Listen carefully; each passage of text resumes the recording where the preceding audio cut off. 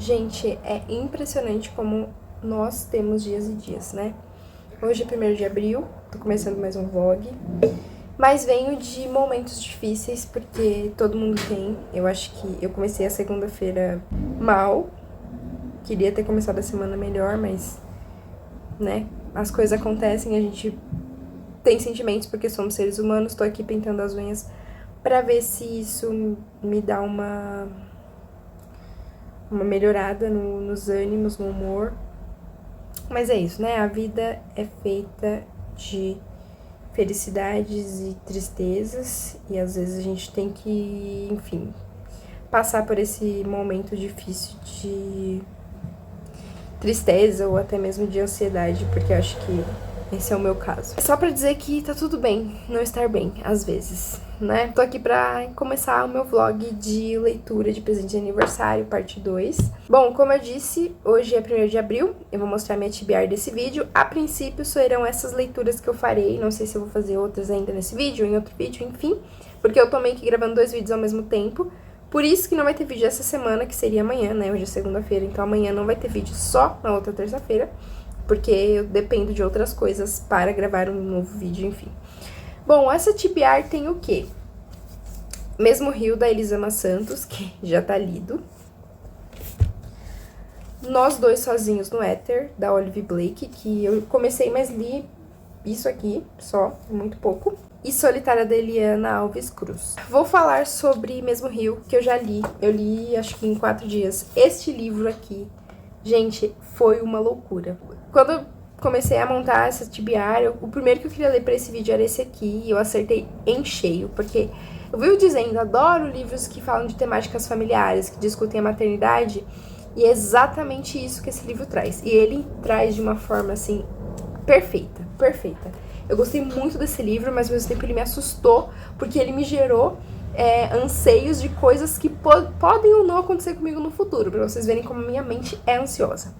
Então vamos lá, esse livro vai contar a história de uma família, basicamente, mas a gente tem meio que uma personagem central, que é a Rita. Rita vai romper com a família no primeiro capítulo, mais ou menos isso.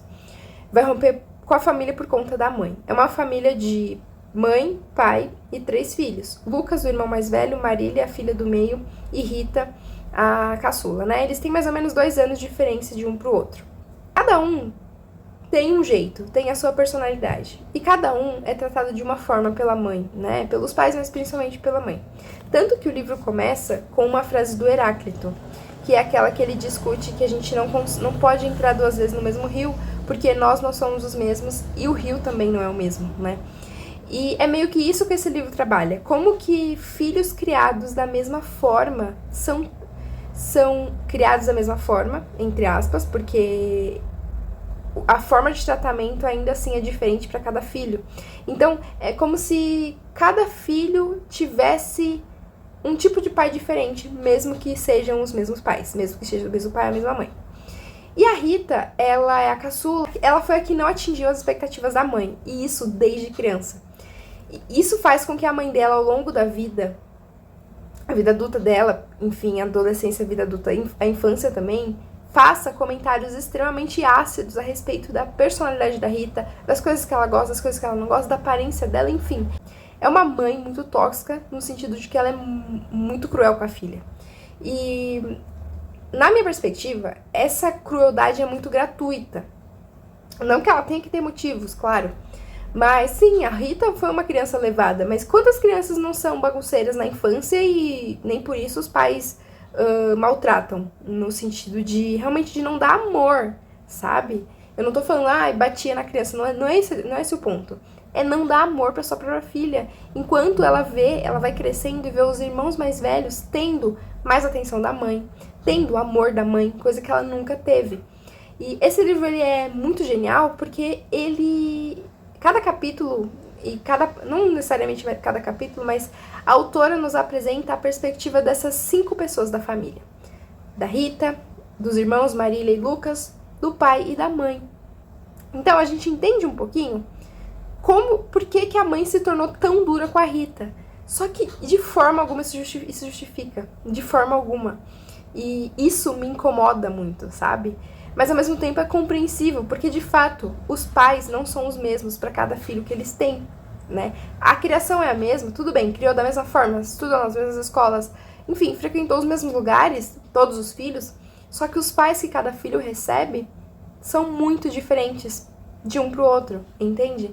Então é meio que essa discussão aqui que o livro trabalha, ele trabalha também o fato de que a sua família de sangue não necessariamente precisa ser mantida com proximidade se eles não te dão amor. É um livro de tentar encontrar ou criar a sua própria família, né? E de tentar te curar da sua família de origem, da sua família de sangue, né? Isso na perspectiva da Rita. A mãe dela também critica o trabalho que ela escolheu, a profissão que ela escolheu, enfim. E ela acaba rompendo de fato com a família, né? E ela passa uns 10 anos sem contato algum. Então ela não foi no casamento do irmão. A família não conhece o filho dela, porque ela também se casou. A mãe não conhece o neto. Ela não conhece o sobrinho, porque a irmã dela do meio tem um filho. E acontece uma coisa que traz a Rita de volta pra casa. E é quando acontece o estopim do livro, que é quando todo mundo resolve finalmente conversar. Porque a Marília, ela tenta ser a filha perfeita pra mãe, e ela de fato atinge isso. Só que se sacrifica, coisa que a Rita não fazia, ela não se sacrificava pra ser perfeita pra mãe. O Lucas tava fugindo de confusão, então se ele via uma discussão entre as irmãs, entre a irmã e a mãe, ele não tomava partido. Isso ele puxou do pai, porque o pai é um pouco assim. Isso também magoava a Rita, porque ele tava vendo claramente que ela tava sofrendo uma violência da mãe, ouvindo um comentário ácido da mãe a respeito do corpo, da roupa, do trabalho, enfim. E ele não fazia nada, né? E a gente entende a perspectiva do Lucas, só que assim, de todos aqui, eu não consigo não dizer que a que mais sofreu foi a Rita, porque ela sofreu da infância até a vida adulta, né? E romper com a família foi muito importante pra ela. Uma coisa muito corajosa pra ela. Só que voltar a ter contato com eles também foi muito importante pra ela e de muita coragem ter tomado essa atitude. Porque ela poderia não ir, ela poderia fugir dos problemas, ela poderia fugir do enfrentamento aos pais, aos irmãos, enfim. É importante mencionar que aqui nós temos uma família negra, então discussões raciais serão colocadas, principalmente quando a gente vê a perspectiva da mãe, porque a mãe deles, ela acaba se tornando uma mulher muito frustrada, justamente pelo fato de que ela estudou, ela fez faculdade, ela ralou muito para se formar em economia, e ela acabou se tornando mãe e não teve tempo de ter uma carreira. E isso reflete na criação dos filhos, reflete principalmente na criação da Rita. Gostei muito de Mesmo Rio, quero muito acompanhar as próximas obras que talvez venham por aí da Elisama Santos. Gostei muito mesmo desse livro. É a estreia dela em ficção, porque ela já é uma autora de não ficção, né? Ela é psicanalista, então ela trabalha relações familiares. Então não teria um assunto mais perfeito para ela trabalhar nesse livro do que relações familiares difíceis, mas também relações familiares amorosas, enfim. Eu gostei demais desse livro, tô muito feliz com essa leitura, recomendo fortemente. Lembra muito a Carla Madeira. A Carla Madeira, ela é assim, ela escreve de coisas cotidianas. Isso daqui, essa configuração familiar que contida em Mesmo Rio, ela tá em muitas casas brasileiras, sabe? Talvez com não toda essa intensidade, mas de uma forma ou de outra, essas relações difíceis, desiguais entre os filhos, enfim, existem mundo afora, Brasil afora.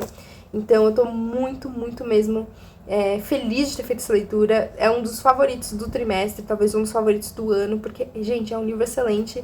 Eu marquei muita coisa, olha só. Ainda marquei com post-it azul pra tentar combinar. Vou continuar com o vlog e depois vou continuar com as leituras.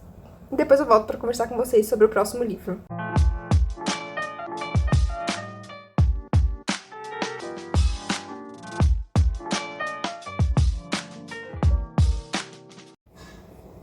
Oi, vlog, tudo bem? Primeiramente, desculpa por esse péssimo ângulo, mas é o que tem pra hoje. Eu tomei vacina ontem, meu braço esquerdo tá completamente dolorido. Eu dormi muito mal e também acordei muito nauseada hoje. Foi um dia, tá sendo um dia difícil, porque eu não tô sentindo vontade de comer. Eu tenho fome, mas não quero comer. Enfim, né? Mas tô aqui pra falar da minha leitura atual, que é o Nós Dois Sozinhos no Éter, da Olive Blake. Eu comecei ontem, ou anteontem, não lembro. Acho que comecei dia 1º de abril. Tô na página 126, tô lendo bem quando dá. E, assim, eu lembro que eu falei pra minha amiga que estava lendo Pessoas Normais 2, porque todo mundo associa muito esse livro a pessoas normais. E, assim, na minha humilde opinião, não tem nada a ver. Eu acho que o único ponto de... Por enquanto, né? Até a página 127, o único ponto que é parecido com Pessoas Normais, acho que são 2 personagens, um cara e uma moça, que estão meio perdidos na vida e que se encontram. Mas até aí, vários livros de romance são assim. Claro que esse aqui tem um pouco mais de... Ele é um pouco matemático, ele é um pouco científico, eu diria. Meio... Não sei se ele passa... Ele é tipo uma Ellie Hazelwood, só que sem ser um romance romântico fofinho, né? Nós temos 2 personagens que estão tendo momentos difíceis na vida, saúde mental uma merda. E eles se encontram por acaso no museu. A Regan, ela é guia do museu. Ela é formada em artes cênicas, ou artes apenas. E o Aldo, né, que é o apelido de Rinaldo, é um aluno de doutorado em matemática. Então ele também é professor. E eles se encontram no museu, porque, enfim, ela trabalha lá e ele tava lá desenhando do Neida. E eles meio que combinam de ter 6 conversas. Isso é a sinopse, isso você vê em vários lugares, foi assim que esse livro foi vendido pra mim.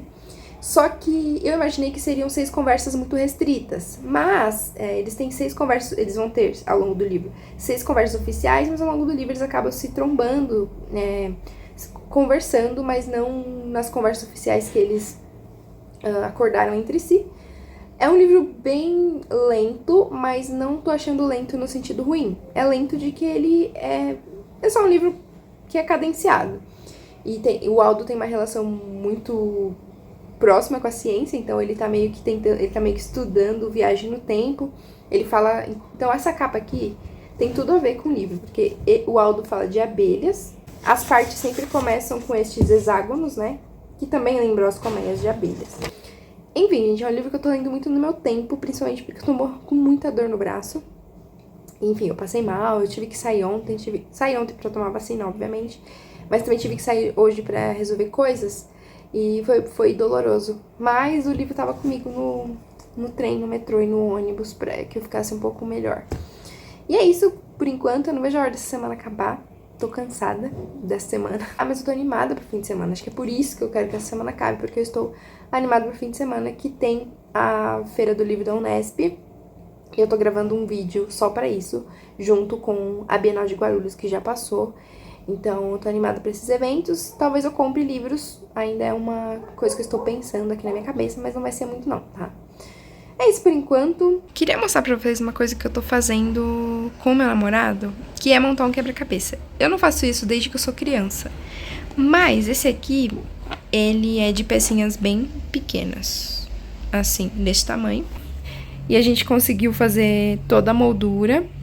O primeiro sol ali, que é o maior. Esse foi meu. E aqui tem alguns sóis, que eu fico chamando de... Que na verdade é estrela, né? Mas eu fico chamando de sol. E, gente, é uma atividade bem terapêutica. Tá sendo muito terapêutico, porque é um momento que a gente tem juntos. Sem mexer com tela, sem mexer no celular. Só ficar montando pecinha. O problema é que demora pra montar, porque só dá pra montar quando ele vem aqui em casa, né? Mas tá aí uma coisa legal pra fazer e recomendo. Oi, vlog, tudo bem? Queria dizer que hoje é sexta-feira, dia 5 de abril. E eu vou comemorar que eu finalmente formei na faculdade. E vlog, como vocês estão? Hoje é dia 11 de abril, quinta-feira. Eu vim atualizar este vlog de presente de aniversário, dizendo que terminei Nós Dois Sozinhos no Éter, da Olive Blake. Terminei ontem. Foi uma leitura longa, foi uma jornada essa leitura, porque é um livro que, pra mim, exigiu ler com calma, ler com tempo. Então, eu fui lendo no meu ritmo e aí, nos últimos 2 dias, eu acabei acelerando um pouco mais. E gostei muito do livro. É sim um livro pra quem gostou de Pessoas Normais e pra quem não gostou também, pode ser que esse você goste.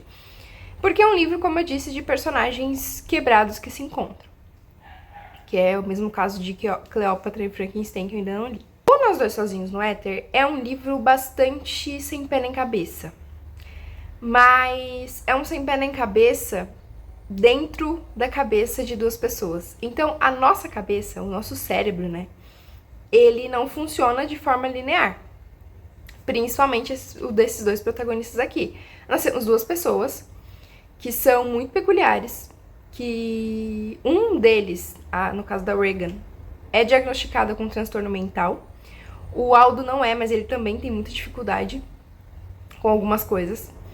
E que se encontram e que é um choque entre os dois, né? São duas e eles se apaixonam, óbvio, mas não é um romance romântico esse livro aqui. Eu acho que é muito difícil falar sobre ele, porque o jeito como ele é escrito, meus amigos, eu achei sensacional, assim, de verdade. Porque não sei se encaixa no fluxo de consciência, não conheço muito do tema pra falar muito a fundo, mas a gente tá vendo diálogos, de repente a gente tá lendo o que tá na cabeça da Regan, depois o que tá na cabeça do Aldo. Uma coisa que me pegou é que os personagens têm muitos pensamentos intrusivos. E quem nunca, né? Só que eles têm pensamentos intrusivos que são verdadeiros monólogos, assim. A minha cabeça, às vezes eu não sei como ela funciona. Eu tenho alguns pensamentos intrusivos, mas eles geralmente são breves. E eles aqui têm umas coisas que dá uma sucessão de acontecimentos dentro. E aí você pensa, putz, isso aqui tá acontecendo. Não, tá na cabeça deles.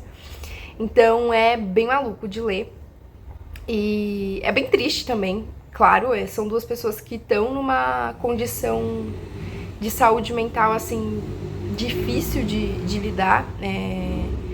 Difícil de estar. Então, além disso, além da questão da saúde mental, a Regan, principalmente, acho que dos dois ela é que mais sofre, talvez. Eu não sei se é justo ponderar, né, sofrimento, mas é porque o Aldo, apesar dele ter um transtorno mental e não diagnosticado, tá? O livro não diagnosticou. Você, como leitor, entende que ele tem. E ele tem muito amor do pai, né? Ele mora com o pai foi... a mãe abandonou os dois, e o pai foi pai e mãe pra ele, e ele é assim até a vida adulta do Aldo. Mas a Regan não tem isso, assim. A Regan, se antes eu tava pensando lá no mesmo Rio, eu tava pensando na Marília, que era a filha que não deu trabalho, e na Rita, que é a filha que deu trabalho, a Regan é a filha que deu trabalho, e que continua dando trabalho pros pais. Então ela vem de uma família de classe alta, e eles são muito cheios de firulas e tal, e a Regan, ela não se encaixa nisso. Ela não se encaixa e a família dela também acha que ela não se encaixa. Enfim, acho que é um livro de muitas camadas, eu ainda não consigo dizer o que eu achei dele, de verdade, tá comigo ainda. Não sei se ele é tão parecido com pessoas normais, ele tem, acho que talvez a questão da saúde mental aqui seja um pouco mais forte do que em pessoas normais, porque em pessoas normais eu acho que era muito centrado no casal, né? Na relação difícil da Marianne e do Connell. E aqui tem um romance, mas ainda assim o livro é muito mais centrado em saúde mental, na saúde mental dos dois personagens. Uma coisa importante de ponderar, não é um livro linear, como eu disse. O final não é bonitinho, linear, mas também não é um final triste, tá, gente? Não é isso que eu tô dizendo. É um livro... ele me deu duas percepções. Ele me passa uma vibe de livro vida real, mas ao mesmo tempo não. Porque o modo como é construído o relacionamento dos dois, a amizade que eles criam primeiro, é bem... Na minha cabeça não aconteceria na vida real, mas faz sentido pra história. Faz sentido principalmente pra esses dois personagens que são duas pessoas peculiares, assim. Eu não tô falando que eles são... Eu não tô dizendo que eles são peculiares por conta da condição de transtorno mental que eles têm, mas realmente por conta dos gostos que eles têm. E geralmente são pessoas que a gente... que existem, claro, mas a gente não encontra, sabe? As conversas que eles têm, enfim, os devaneios filosóficos que os dois têm, a relação com a matemática, porque o Aldo tá fazendo doutorado. Ele é um péssimo professor, mas ele adora pesquisar, enfim. No final, a Olive, ali nos agradecimentos, fala que escrever esse livro pra ela foi muito importante, porque ela é uma mulher com um transtorno mental, de humor, eu não sei bem se é bipolaridade exatamente. E ela fala que por muito tempo foi muito difícil ser ela, muito difícil se entender. E hoje ela é adepta à terapia e tal. A terapia, tratamento com psiquiatra, medicamentos, enfim, que ainda é uma coisa muito não banalizada, mas muito mal vista, assim, né? As pessoas, nossa, acham horrível que as pessoas tomem remédios para transtornos mentais. E até mesmo o paciente tem dificuldade em entender que é necessário que ele faça o uso daquele medicamento, enfim, muitas camadas. Mas a Olive fala que ela é uma pessoa diagnosticada com um transtorno mental. E ela diz que... E ela agradece muito... E ela é casada, agradece o marido por ele amar ela, mesmo com o cérebro desse jeito, sabe? Mesmo ele... Ela agradece, na verdade, por ele amar o cérebro dela como é. Porque ela sabe que ela tem dias bons e dias ruins. Enfim, está aqui, está lido. Recomendo fortemente, mas com muito cuidado com alguns gatilhos que você possa ter com esse livro, principalmente em relação a transtornos mentais, a uso de medicamentos, porque além disso, acho que eu falei muito do casal, o livro discute relações familiares, drogas, a matemática, arte, enfim, ele discute muitas coisas, os personagens principais debatem bastante, convenções sociais, enfim. Então é um livro que eu recomendo, mas com muito cuidado, tá bom, gente? Bom, eu prometi nesse vídeo 3 leituras de presente de aniversário, mas eu vou dizer pra vocês que uma eu vou ficar devendo, porque hoje está chegando na minha residência um lançamento que eu esperei muito e que assim que ele chegasse eu ia atropelar tudo que eu tivesse pra ler e ia ler ele, então me perdoem. Falta só Solitária pra ler nesse vídeo, que vai ficar pro próximo vlog, é o último presente de aniversário que eu não li, mas esse livro que tá chegando hoje também é um presente de aniversário, então eu lerei e vocês vão saber as minhas perspectivas. Mas pra não finalizar esse vídeo sem 3 leituras, eu vou trazer um que eu comecei a ler assim meio sem querer, que é o Viver e Traduzir, da Laura Whitner. Final de semana passada eu fui na festa do livro da Unesp, comprei esse livro e ele é minúsculo, tem 100 páginas. Enquanto eu tava lendo Nós Dois Sozinhos no Éter, que é um livro que cansa um pouco, que exige um pouco de carga mental, eu peguei esse aqui, porque é um livro, gente, de pequenas entradas da autora, né, que é uma tradutora. Então aqui, ó, são pequenas entradas dela que ela faz a respeito da tradução, a respeito de traduzir alguns autores, algumas obras, alguns poemas, enfim. E eu fui lendo, e tá sendo uma leitura muito gostosa, sabia? Eu precisava de um livrinho assim, desse, assim. Eu não sabia que eu precisava até comprar, e eu comprei e devorei já, assim que chegou, porque eu fiquei muito curiosa, e também porque é um livro, não é um livro técnico, então tá sendo uma leitura muito divertida de fazer. De verdade, eu tô adorando ver um pouco da perspectiva do tradutor, que é uma coisa que a gente, como leitor, principalmente de outros idiomas traduzidos, a gente perde muito, assim, a gente não sabe o que é ser um tradutor.